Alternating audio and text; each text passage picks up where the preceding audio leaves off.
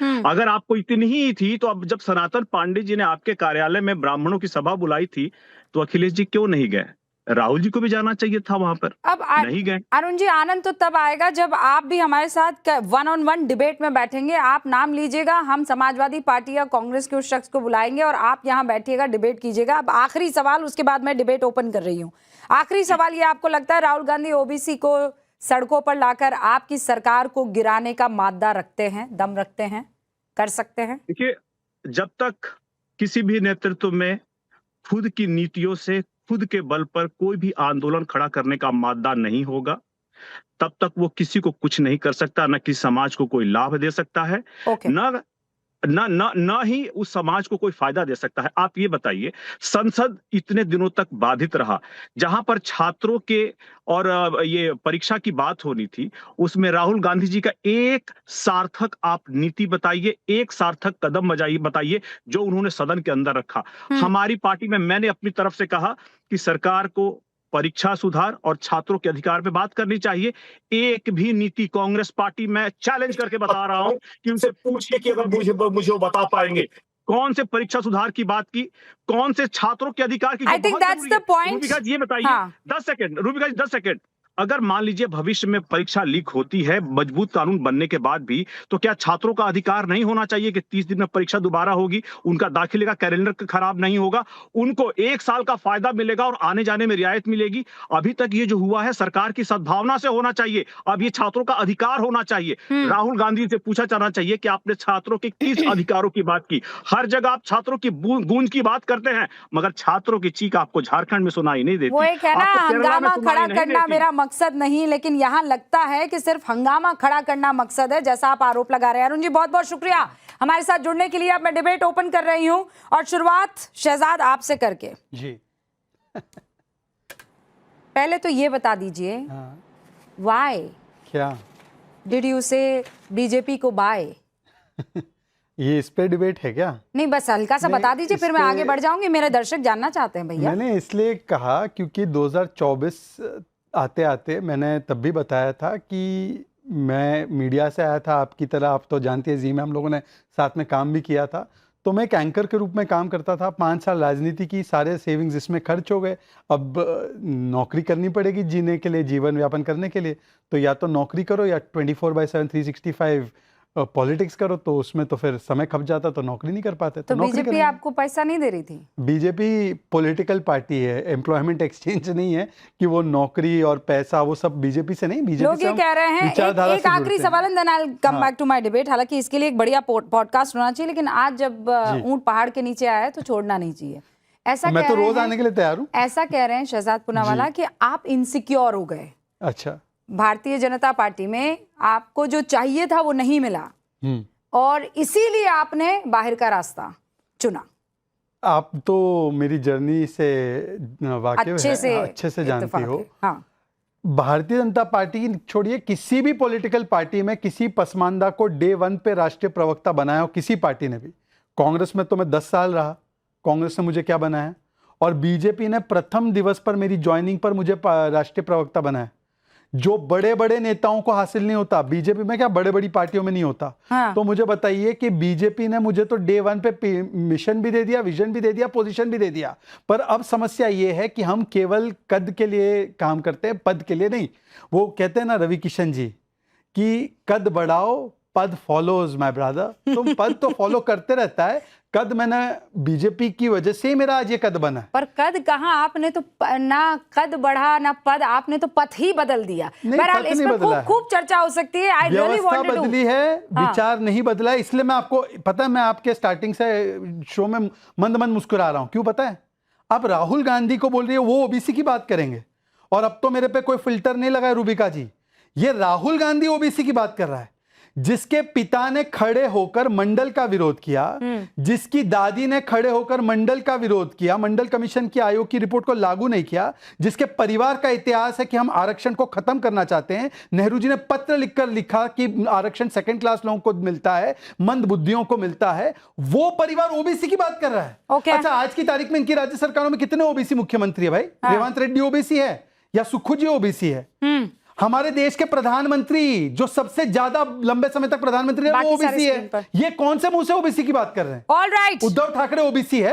कौन है भाई उद्धव ठाकरे बताइए। ओबीसी है। आनंद जी, शुरुआत कर रही हूं मैं डिबेट की, और उसके बाद फैजान भाई आपका रुख। रूबिका जी नमस्ते। नमस्ते। सभी को सादर प्रणाम। जाति न पूछो साधु की। हाँ, जातियां तो हमारे देश में आज से थोड़ी हैं। इसका कोई मतलब कोई इतिहास में अगर हम जाएं तो बहुत लंबा इतिहास है। हमारे देश में 3000 से 4000 के बीच में अलग अलग जातियां हैं, विभिन्न धर्म हैं, लेकिन सबकी एक ही जाति है, हम सब भारतीय हैं। We are Indians. तो जब हमारी जाति इंडियन है तो भाई इतना हंगामा क्यों है? वो मुझसे क्यों पूछ रहे हैं आप? राहुल बाबा हम से सब पूछिए मिलजुल ना। कर रहते हैं हमारे देश में। अरे भैया, पर राहुल जी आपकी सुनते हैं, हमारी नहीं राहुल सुनते बाबा हैं से ना। हम क्या पूछें? आप पूछिए ना, वो कह रहे हैं ओबीसी सड़कों पर आ देखिए जाए। ऐसा है कि इतनी बड़ी, देखिए रूबिका जी, आप तो इस देश की जानी मानी एंकर है, बड़ी पत्रकार है। सर, आपके आदरणीय दर्शक भी जानते हैं और आप भी जानते हैं क्या सच है, क्या झूठ है, क्या सही है, क्या गलत है। हम तो सिर्फ ये कहेंगे कि जातियों से ऊपर हमारा देश है, और देश की खूबसूरती यही है कि इतनी सारी जातियां होने के बाद भी देश के लिए सब मर मिटने को तैयार है। चर्चा इस पर होनी चाहिए। राहुल गांधी जी ने कह दिया कि भाई ओबीसी का बड़ा वर्ग है, ये इसको इतना न्याय सुंदर मिलना ज्ञान चाहिए। जो कोई इन्होंने बात नहीं। दिया है आनंद जब जी ने, प्रधानमंत्री जी स्वयं ओबीसी के आनंद जी ने ज्ञान दिया है, तो आनंद जी ये फिर तो जाति जनगणना के लिए शहजाद, एक मेरे टाइम पे क्यों भाई, खड़े थे? मेरे भाई, मैं नहीं, तो एक तुम सेकेंड। पर कटाक्ष भी नहीं कर सकता। एक सेकेंड शहजाद मेरे भाई, अब आनंद तो जी मैं नहीं, तुम पर कटाक्ष नहीं, ये कटाक्ष भी डिबेट नहीं है। कर सकता। डिबेट में सीरियस होना है। मैं आनंद जी बहुत सीरियस सवाल पूछ रहा हूं, फिर आप ही जवाब दीजिए। आनंद जी के स्टेटमेंट से मैं बिल्कुल इत्तेफाक रखता हूं, एक रहेंगे सेफ रहेंगे, पर मैं आनंद जी पूछना चाहता हूं कि जाति जनगणना कराओ, जाति जनगणना कराओ, ये तो आप लोगों की इंडिया अलायंस की प्रमुख मांग थी। तो प्रमुख मांग से आप अलग है ना, मतलब आप जाति जनगणना पर राहुल गांधी के साथ नहीं है ना। और दूसरी बात, मैं एक रूबिका, एक बार आप भी इसके लिए अपील करो, ये हिंदू की तो हम जातियां बहुत खोजने में एक्सपर्ट बन जाते हैं, ये जरा एक बार मुसलमानों में भी पसमानदा और बाकी समाजों की भी गिनती कराने के पक्ष में है ना समाजवादी? फैजान किदवाई भाई जी है ना? पक्ष में है कि नहीं? ये केवल हिंदू समाज को बांटना है। हाँ, ओके। शहजाद, अच्छा, पहले आनंद दुबे, फिर फैजान आप आइएगा। हाँ, शहजाद मेरे भाई, मैं तुम्हारे दुख को अपना दुख समझता हूं। जरूर मुसलमानों की भी जातियों के बारे में जानकारी होनी चाहिए सरकार के पास, तभी तो उनकी मदद अगर छूट गई है करने से तो करनी चाहिए। तो ये तो सरकार से सीधा सवाल बनता है ना कि सबकी बात करनी है। हम लोग विपक्ष में हैं तो विपक्ष में रहने का ये मतलब थोड़ी कि सरकार की हमेशा आलोचना करने का हमने ठेका लिया हुआ है। जो सकारात्मक उनके काम है उनकी हम सराहना भी करते हैं। हमने आनंद दुबे की पार्टी लिए जाकर नहीं कहा ना कि आनंद जी एक सेकंड, मेरे दर्शक सर, मेरे दर्शकों को एकदम सरल भाषा में फैक्ट्स पसंद आते हैं। मतलब ठीक है, लफ्फाजी तो चलती है, 50 मिनट का कार्यक्रम है, लफ्फाजी तो करनी होगी, कहीं कहीं जगह पर कुछ कुछ तो डायलॉग मारने ही होंगे, समझ में आता है। लेकिन मोटा मोटी जो चीज़ आज है वो ये है कि कांग्रेस, पंकज शर्मा जी ये कहती है कि आपने हमें ओबीसी वाला ऑप्शन क्यों नहीं दिया है। सर, इस देश में 4,28,677 जातियां हैं। 2011 की जनगणना के मुताबिक, जिसे पब्लिक नहीं किया गया है, तो क्या करे प्रभु, वो कितनी जातियां वहां पर डालें और उसके बाद आदमी टिक करेगा। थोड़ा तो प्रैक्टिकलिटी वाली कोई चीज होती है ना पंकज जी। लेकिन ओबीसी एक बड़ा वर्ग है, अगर उसका उस कॉलम में जिक्र होता तो क्या बुराई है, क्यों ये नहीं किया गया? देश का जो विमर्श है, अगर ये उसका बुनियादी मुद्दा नहीं होता तो फिर नरेंद्र भाई मोदी की जो भारतीय जनता पार्टी है उसको इस मामले में पहले की अपनी सोच बदलने की जरूरत क्यों पड़ती? 2021 में तो सरकार ने सुप्रीम कोर्ट में हलफनामा दाखिल किया था ना। हाँ। कि जातिगत जनगणना की कड़ी मुखालफत की थी, कहा था कि ये तो समाज को बांटने वाला कदम होगा। किसने कहा था? अप्रैल पिछले साल सरकार ने कहा, सरकार ने कहा।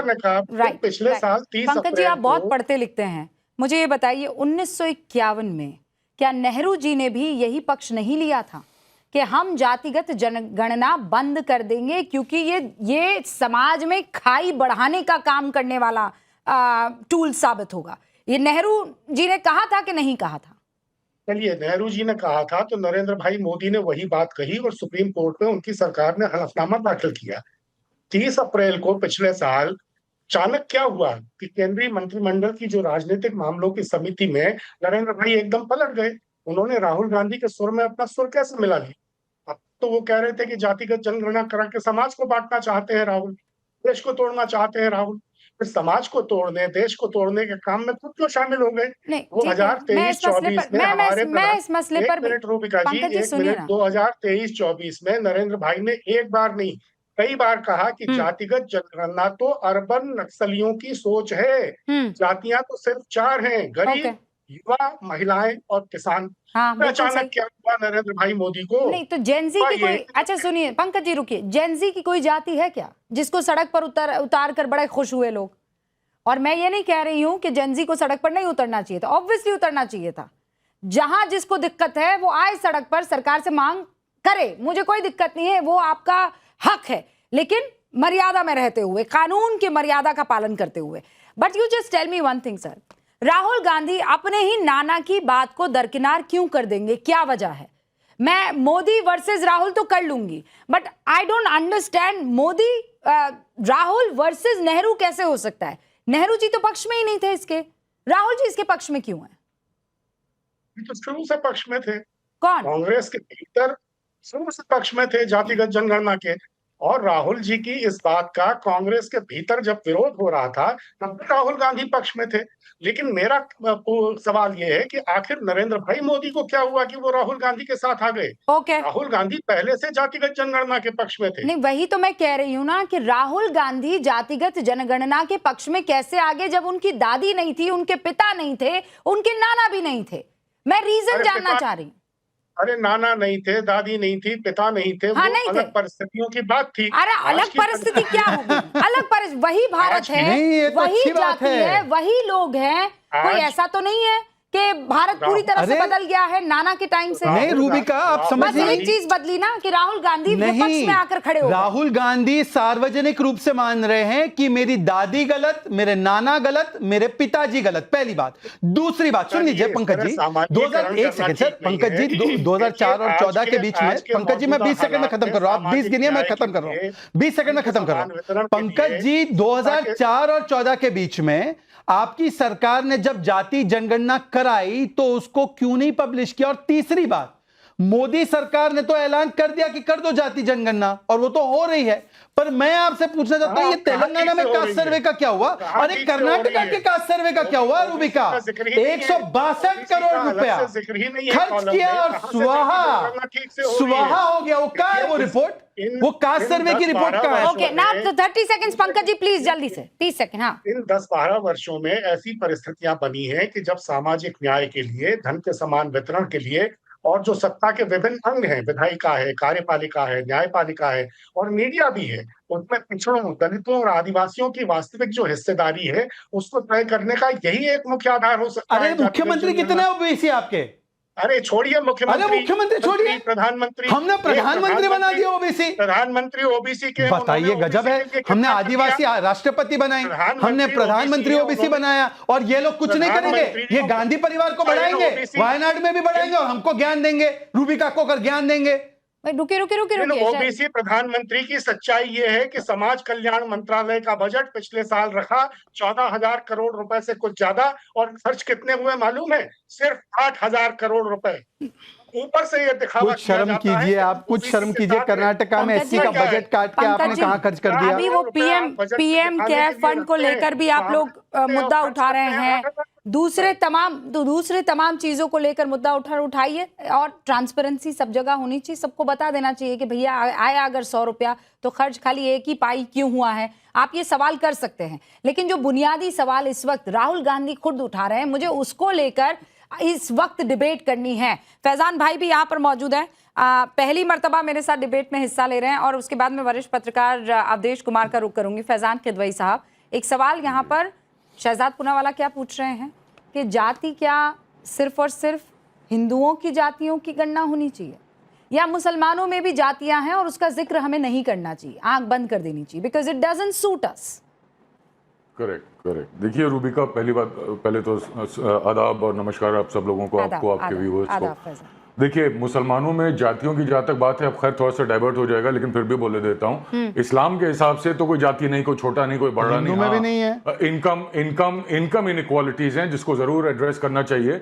और मुसलमानों में भी जब कोई रिजर्वेशन की बात आती है तो सबसे पहले शहजाद की एक्स पार्टी, एक्स मतलब बीजेपी को कह रहा हूँ, इनके एक एक्स और है कांग्रेस, उसकी बात नहीं कर रहा हूँ, तो शहजाद की एक्स पार्टी जो है, आपके एक्स दिखाने लगा तो चार निकलेंगे समाजवादी पार्टी के, तो कितने एक्स काफी हैं? एक्सेस हैं। कभी वो चिरकुट बन जाते हैं, कभी वो शहजाद रुकिए ना, बीएसपी के साथ चले शहजाद एक सेकंड। अच्छा, अरे भाई पहली बार फैजान भाई आए हैं, पहले 30 सेकंड तो आदमी अनइंटरप्टेड बोल मेरे देना। एक्स के पीछे क्यों पड़े हैं? अरे भाई उनका एक ओपनिंग तो करेंगे मेरे ना। एक्स को बदनाम मत कीजिए आप यहाँ पे। नहीं, आपके इश्क का और आपके एक्सेस का मैं जिक्र बिल्कुल नहीं करूंगा।